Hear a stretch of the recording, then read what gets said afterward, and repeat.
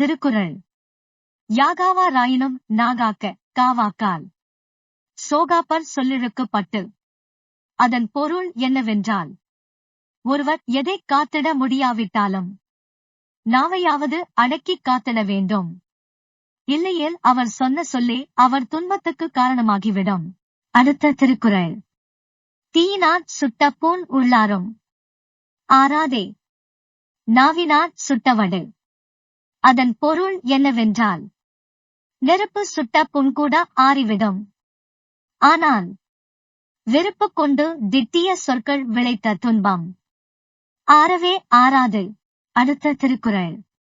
அடக்கம் அமரருள் உய்க்கும்.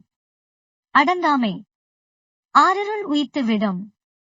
அதன் பொருள் என்னவென்றால், ஒருவரிடம் இருக்கும் அடக்கமானது அவரை உயர்த்தி இறைவனடி சேர்க்கும். அடக்கம் இல்லாத மாந்தர் வாழ்வில் பல துன்பங்களை அடைவார். அடுத்த திருக்குறள். இன்னாசை தாரை ஒருத்தல் அவர் நாண நன்மையைச் செய்துவிடல். அதன் பொருள் என்னவென்றால், நமக்கு தீங்கு செய்தவரை தண்டிப்பதற்குச் சரியான வழி அவர் வெட்கித் தலைகுனியும்படியாக அவருக்கு நன்மை செய்வதுதான. இந்த வீடியோ பிடித்திருந்தால் ஒரு லைக் கொடுங்க. Also subscribe. நன்றி.